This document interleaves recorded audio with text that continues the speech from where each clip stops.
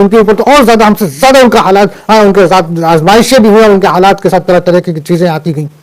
ہم تو کچھ بھی نہیں، ہم تو ان کا 10% بھی نہیں جھیل سکتے. ہمارے آقا حضور صلی اللہ علیہ وسلم کو جتنے بیٹے ہوئے ایک کے بعد ایک کے بعد ایک جو ہے کہ فوت ہو گئے، گزر گئے. حالانکہ اس کی حکمت اور تھی، اس کی حکمت کے بارے میں ہم جائیں تو بہت طویل باتیں ہوں گی، لیکن بہرحال ہم ایک پریکٹیکل جنرل بات کر رہے ہیں. تو پھر ہمارے آقا صلی اللہ علیہ وسلم تو یہ نہیں کہیں کہ بھئی ہمارے بچے فوت ہو گئے، دکھ تو تکلیف تو ان کو بھی ہوا.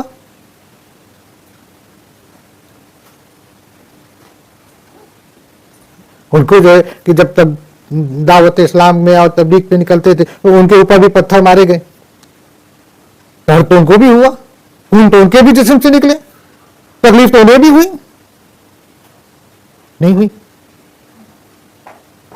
چاہے وہ ایموشنلی ہو. اب ایموشنلی دیکھو ان کے اپنے چچا جن سے بہت پیار کرتے تھے وہ بھی ان سے پیار کرتے تھے، وہ بھی یاد ہے کہ ہمارے آقا صلی اللہ علیہ وسلم کو ایموشنلی بولنے لگے کہ بھائی آپ یہ کیا کر رہے ہو، کیوں کر رہے ہو، کیوں اپنے قبیلے کے سرداروں کو اپنا دشمن بنا رہے ہو. لیکن نہیں، میرے آقا صلی اللہ علیہ وسلم ان کی بھی بات میں نہیں ہے. یہ نہیں کہ ہم ان کو خوش کر دیں. قبیلے کے کئی سردار آئے اور انہوں نے جو ہے کہ ہمارے آقا صلی اللہ علیہ وسلم کے سامنے جو ہے کہ باتیں رکھی کہ ہم آپ کو جو ہے کہ تمام دولت سے نواز دیتے ہیں، ہم آپ کو سردار بنا دیتے ہیں، اور ہم آپ کو جو ہے کہ بڑے گھر کی جو ہے کہ جس لڑکی کو آپ بولے ان سے آپ کا ہم نکاح میں دے دیتے ہیں، اور تمام طرح کی باتیں.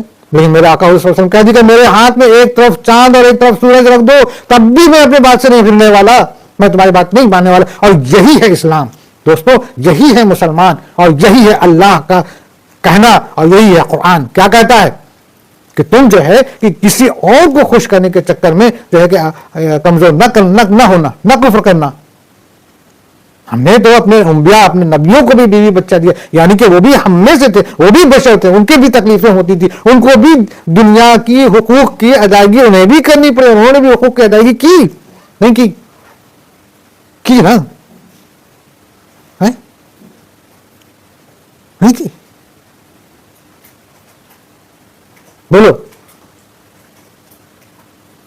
حضرت نوح علیہ السلام کی، کہاں حضرت نوح علیہ السلام پہلے رسول نبی تو بہت پہلے بہت ہوئے. ان کی بیوی جب طوفانی نوح اٹھا، تمام طرف جو ہے کہ جتنے بھی کفر کرنے والے تھے اس طوفان میں غرق ہو رہے تھے، اور اسی غرق میں ان کی اہلیہ بھی تھی ایک حضرت لوط علیہ السلام کی بیوی. جب قوم لوط پر عذاب اترا، ہمارے حضرت لوط علیہ السلام تو جو ہے کہ اپنی فیملی کو لے کے چلے تھے، اپنی بیٹی اپنی بیوی کو لے کے چلے تھے، اور کہے تھے کہ دیکھو پیچھے مت پلٹنا. بیوی پیچھے پلٹ گئی کیونکہ اس کو محبت ان لوگوں سے تھی، پلٹ گئی. اس عذاب میں وہ بھی گرفتار ہو گئی، وہ بھی بیوی تھی. نہیں تو کہنے کا معنی یہ کہ اللہ نے جو بھی رسول بھیجے ہے نا، وہ بھی بشر تھے، ان کے بھی بیوی بچے تھے، ان کو بھی حقوق کی ادائیگی کرنی تھی، اور انہوں نے ایسا کیا. ٹھیک ہے نا. وہ یہ نہ کہے کہ جو ہے کہ وہ فرشتے تھے یا نوری مخلوق تھے یا کوئی اور دیگر مخلوق تھے، ہمارے جیسے نہیں تھے، تو یہ کمپیئر نہیں کر سکتا. بے شک وہ ہم یہ نہیں کہتے، اب لوگ کہتے کہ ہمارے جیسے کا معنی کچھ لوگ کہتے ہیں نا کہ بھیا ہمارے جیسے کیسے ہو سکتے ہیں. بھائی میرے بات کہنے کا مطلب یہ کہ ہمارے جیسے عمل والے نہیں تھے، ہم تو گنہگار ہیں بھیا، لیکن بشر ہماری جیسے تھے. تمام انبیاء جو ہیں ان کی بھی تمام نسلیں ہیں. ہم اگر فرض کرو میرے بھائی ہمارے درمیان میں کوئی ایک ایسا شخص آتا جس کی نسل کے بارے میں ہم نہیں جان رہے اور کوئی بات ہمارے سامنے رکھتا، تو جو ہے کہ ہم کہتے ہیں بھائی یہ جو بندہ بول رہا ہے اس کے بارے میں تو ہم جانتے بھی نہیں. لیکن اللہ نے جتنے نبی جتنے رسول بھیجے وہ تو سب کی نسل ہم جانتے تھے، وہ کس خاندان سے آ رہے ہیں، ان کے باپ کون، ان کے باپ کے ان کے باپ کون، ان کے باپ کے ان کے باپ کون، نہیں جان رہے تھے. بھائی قبیلے کے اگر کوئی ایسا جو خاص جو ہے کہ بندہ ہے اللہ کا، جس پہ اللہ نے اپنی نعمت، اپنی فضیلت، اپنی نبوت اتار دی، تو ہم تو ہم یعنی کہ اس وقت کے تمام دیگر لوگ جو تھے وہ تو جان لیتے کہ کن کے فرزند ہیں اور ان کے فرزند کے، ان کے فرزند، ان کے خاندان، تمام چیزیں جان رہے تھے۔ اس کا معنی یہ ہوا کہ یہ جو ہیں یہ سچے ہیں اور یہ جو کہہ رہے ہیں وہ حق بات کہہ رہے ہیں، یعنی ان کے اوپر وحی آ رہی ہے، کوئی ایسی بات نہیں جو یہ اپنے من سے کہہ رہے ہوں۔ ہم ان کے بارے میں جانتے ہیں، میرے سامنے اگر کوئی شخص آئے، ہم تو اگر جن کو جانتے ہیں تو ہم جانتے ہیں کہ بھائی یہ کس لیول کا ہے۔ کوئی ڈاکٹر اگر میرے سامنے آ گیا، ہم جانتے ہیں کہ بھائی یہ ڈاکٹر ہے، ٹھیک ہے نا۔ کوئی انجینئر آ جائے گا، ہم جان لیں کہ وہ انجینئر ہے۔ کوئی مولانا آ جائیں گے، ہم جان لیں کہ بھائی مولانا ہے،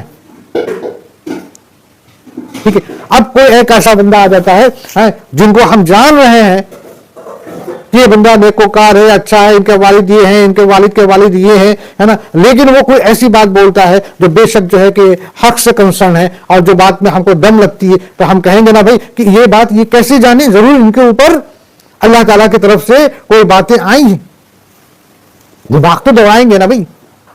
ہاں کوئی نیا بندہ آ کے کہے تو ہم کہہ سکتے ہیں کہ بھائی پتہ نہیں کون ہے، ہو سکتا ہے کہ کوئی فرشتہ ہو یا ہو سکتا ہے کوئی فلانا ہو یا فلانا، جو بھی ہمارے اس وقت کا دل کہے۔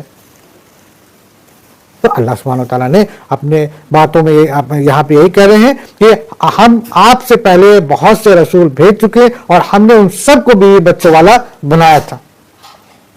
کسی رسول سے نہیں ہو سکتا کوئی نشانی بغیر اللہ کے اجازت کے لے آئے، یعنی کہ جو بھی اس دور میں جو بھی رسول آئے یا جو بھی اللہ کے نبی ہوئے یا جو بھی اللہ کے انبیاء ہوئے، ہے نا، وہ جو بھی کوئی اگر معجزہ کر کے دکھائے یا کوئی بھی باتیں جو بھی ہمارے سامنے آتی ہیں، یہ حضرت عیسیٰ علیہ السلام بے شک اللہ سبحانہ وتعالیٰ نے ان کو وہ قوت دیا تھا کہ ان کے ہاتھ جو ہے کہ اگر نبینا کے اوپر پھیر دے تو آنکھ کو روشنی آ جاتی تھی، کسی مریض کے اوپر پھیر دے تو وہ صحت ہو جاتا تھا۔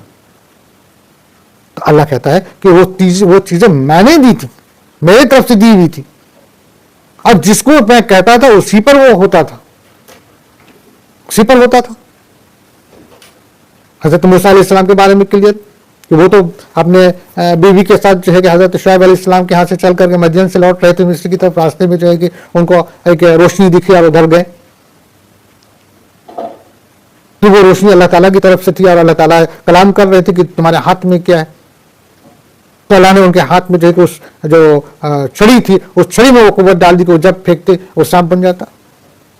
اللہ نے کہا تمہارا ہاتھ جو ہے کہ ذرا جیب سے باہر نکالو، وہ ہاتھ جو ہے کہ ایک دم چمکتا ہوا ایک دم برق کی طرح جو ہے کہ سامنے آ گیا۔ تو قوت کس نے دیا؟ اللہ نے دیا۔ کسی رسول سے نہیں ہو سکتا کہ کوئی نشانی بغیر اللہ کی اجازت کے لیے آوے، یعنی کہ اللہ کا اجازت ہونا ضروری تھا، اور جو بھی معجزہ ہوتا تھا وہ اللہ سبحانہ تعالیٰ کے طرف سے تھا۔ ہر مقرر وعدہ کی ایک لکھت ہے، یعنی کہ اللہ سبحانہ تعالیٰ جو بھی وعدہ کرتا ہے، اگر اس ٹائم کے کفار قریش یہ کہتے تھے کہ اچھا ٹھیک ہے میرے اوپر جو ہے کہ اللہ کا عذاب آ جائے گا تو لا کے دکھاؤ، اچھا قیامت آ جائے گی تو لا کے دکھاؤ، اچھا یہ کام ہو جائے گا تو کر کے دکھاؤ، تو اسی طریقے سے جو ہے جنون باتیں کرتے تھے۔ تو اللہ سبحانہ تعالیٰ نے کہہ دیا کہ جو کچھ بھی ہونا ہے وہ میرے بتائے ہوئے وقت پر ہونا ہے اور میرے وقت کے حساب سے ہی ہونا ہے، کسی کے کہنے پہ ہم نہیں کر دیتے ہیں، کسی کے کہنے پر نہیں کرنے والے ہم۔ جب وقت اس کا ہوگا، جو وقت مقرر وقت ہم نے جس چیز کا رکھا ہے، بس وہ کام اسی وقت پر ہونا ہے، نہ اس سے پہلے نہ اس سے بعد۔ اللہ جو چاہے مٹا دے اور جو چاہے ثابت رکھے۔ لوح محفوظ اسی کے پاس، الحمدللہ، بے شک لوح محفوظ کیا ہے جناب؟ لوح محفوظ وہ ہے، وہ اللہ کی کتاب ہے جس پہ اللہ نے تمام چیزوں کو لکھ رکھی ہے، یعنی کہ دنیا کے بننے سے لے کر کے قیامت تک کی ساری چیزیں اس میں اللہ نے لکھے رکھی ہیں۔ یہی بات نہیں سکی، سب سے پہلے اللہ نے کیا پیدا کیا؟ قلم۔ تو سب کچھ لوح محفوظ پر اللہ نے لکھا، اور اس کا مالک کون ہے؟ اللہ۔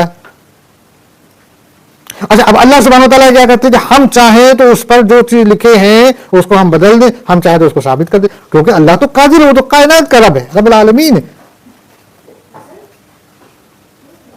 وہ تو رب العالمین ہے، وہ رب ہے۔ وہ چاہے تو وقت کو روک دے،